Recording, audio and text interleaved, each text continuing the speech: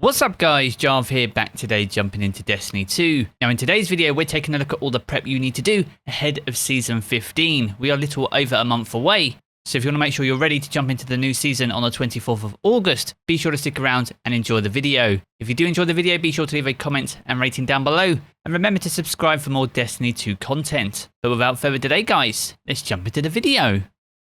Now before we jump into the meat of today's video, I want to first invite you all to the Jarv Community Hub. This is a fast growing community Discord with nearly 5,000 amazing Guardians. So if you'd like to talk about Destiny, share your God roles, or just get far teams together to get things done, be sure to jump in. You can find the link to the community Discord down in the video description below. Now with Season 15 fast approaching and launching on the 24th of August, now is a perfect opportunity to start looking at the things that we need to do to get ready for the new season. Now back in Season 13, Bungie changed the way that seasons work, so instead of rotating the content out season over season, these now stay throughout the entire year, only rotating out upon a DLC launch. The next DLC is The Witch Queen, which is expected to launch in early 2022. And much like at the end of Season of the Chosen, at the end of the current season, your season pass will fully reset. Now unlike in previous seasons, the current season pass doesn't have any armor on it whatsoever. It only contains armor ornaments. So unlike in previous seasons, you're not going to be able to pull that armor forward from the Bungie rewards page. But with that being said, you can still use that option in order to pull forward some of the weapons. These are super useful if you're looking to get a head start in the power grind, but between now and the 24th of August, it's now a great time to make sure you've hit at least rank 100 on the season pass and claimed all the rewards and cosmetics. And if you can hit season pass rank level 200, then you'll gain some bonus triumph score too. Now via the Bungie rewards page, you can claim any items from any of the previous season passes. I'll leave the link to that down in the video description below, so be sure to check and use that when jumping into Season 15. Now if you're a triumph collector, now is a perfect opportunity to dot the I's and cross the T's for any of the seasonal triumphs. You can find these under the seasonal triumphs tab.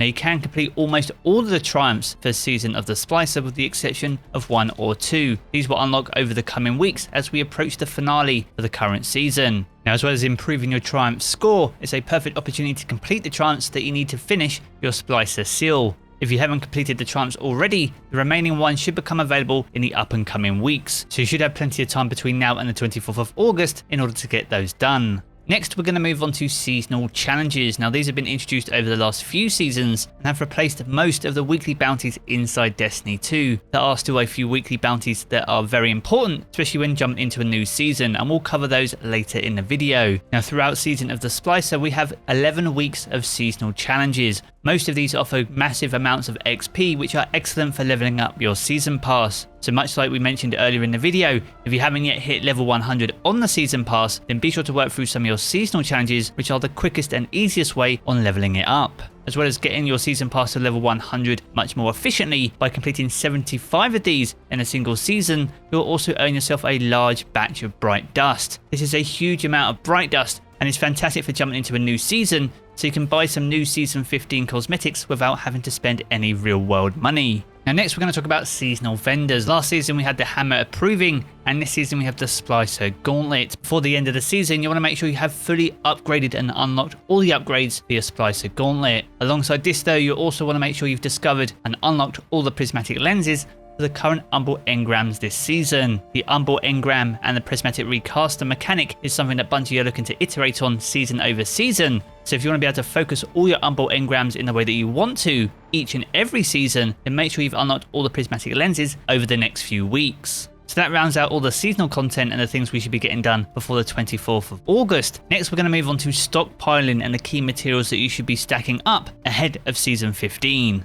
Now as always, you should always be looking to stockpile materials to help you become more prepared with any of the new content, specifically those that have strict material requirements. Now there are a lot of materials that you can look to stockpile. Some are absolutely essential and some are nice to have. We're going to purely focus on the essential materials in this video, but naturally being able to stockpile as many materials as possible will put you on the front foot going into the new season. Now in terms of some of the materials you want to look at stockpiling, you want to look at things like Glimmer, Legendary Shards, Mod Components, Enhancement Cores, Enhancement Prisms, Ascendant Shards, Upgrade Modules, Planetary Materials, Bright Dust, Exotic Ciphers, and even Spores of Conquest. Now first of all, we're going to look at Glimmer. Now you can obtain this from pretty much anything, but you can only hold 250,000 at any one time. However, you can use your vault as an alternative bank account if you purchase the Other Side or Overdrive exotic sparrows. By purchasing these, you can put them in your vault. They do cost 7,500 in Glimmer, as well as 5 legendary shards. But when you dismantle these will return 5,000 Glimmer and 5 shards back, meaning that they're only costing you 2,500 Glimmer. It's a nice little trick. It isn't essential, but it allows you to stockpile a lot more than the 250,000 Glimmer cap that we have in game. Now next up, we're going to look at legendary shards. Now these can be obtained from pretty much dismantling any legendary item in the game, whether that be weapons or armor, a legendary engram, or an humble engram. Now legendary shards are key to the ecosystem inside Destiny 2, and you can even use them over at the Spider's Material Exchange to convert them into other planetary materials if you're looking to stockpile those too. Now with that in mind, it may be a great opportunity to start looking at clearing out your vault. Each and every season I throw pretty much most of my loot inside the vault, so much so that I end up with many duplicates and those that aren't very well rolled. It's a great opportunity to get your vault in great order.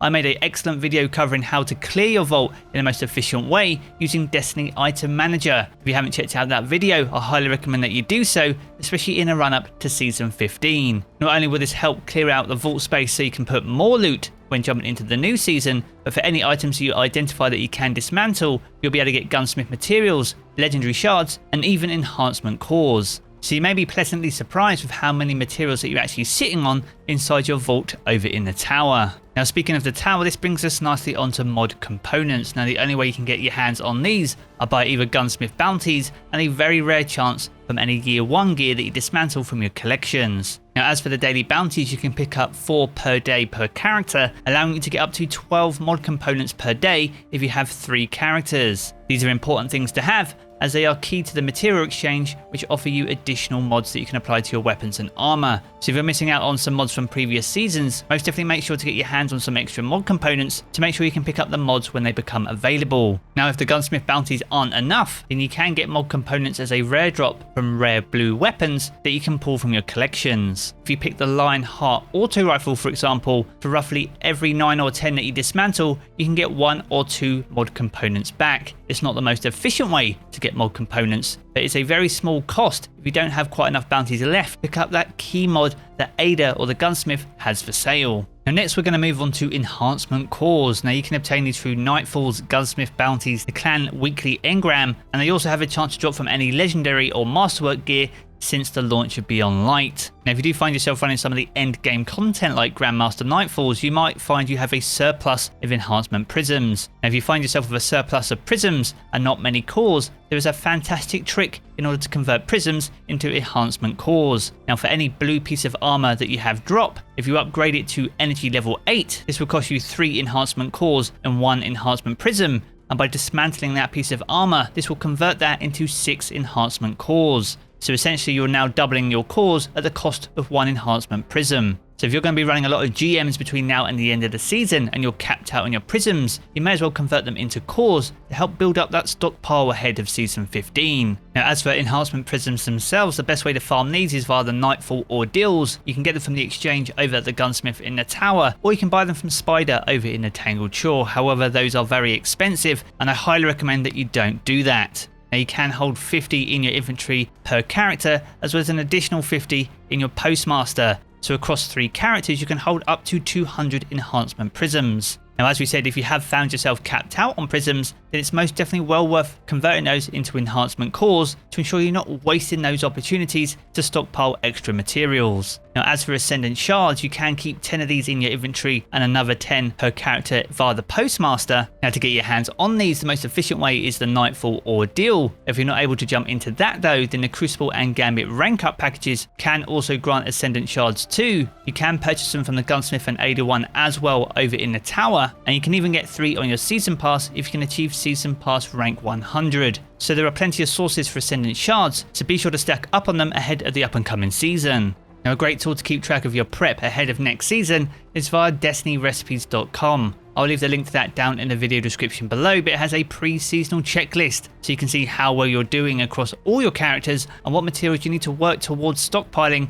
before the season kicks off on the 24th of August. Now next we're going to talk about bounty hoarding. Now bounty hoarding is a little bit more difficult than it has been in previous seasons, as a lot of the weekly bounties have been replaced with seasonal challenges which offer XP in that particular season. However, with that being said, there are still a handful of weekly and a lot of daily bounties that you can complete and hold on to when going from one season to the next. Now it is possible to hold over 1 million in XP per character when jumping between seasons. You can hold up to 12 weekly bounties as well as 32 daily bounties. Now due to the Solstice of Heroes, we actually have 2 additional weekly bounties available that we can complete and hold on to when compared to previous seasons. So not only do you want to hold on to and complete the Solstice weekly bounties, you want to do the same for any clan XP weekly bounties from Hawthorne over in the tower, the 2 weekly bounties over on Europa, the 2 at Shorhan over in the Cosmodrome, and the 2 Nightmare weekly bounties alongside the 2 weekly bounties at Eris over on the moon. There is another Iron Banner running this season,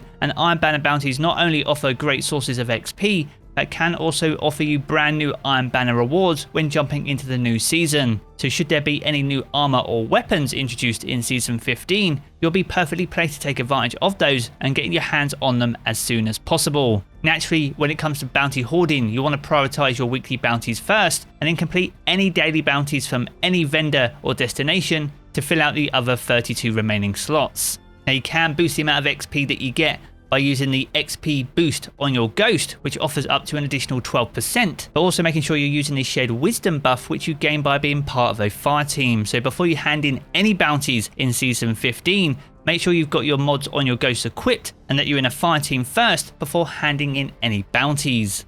So there we have it guys, a good look at all the prep that we should be doing right now ahead of season 15. If you've enjoyed this video, be sure to check out one of the 2 videos you see here in these cards for further Destiny 2 content. I'm going to jump back into the game as always guys, and I will catch you all again very soon.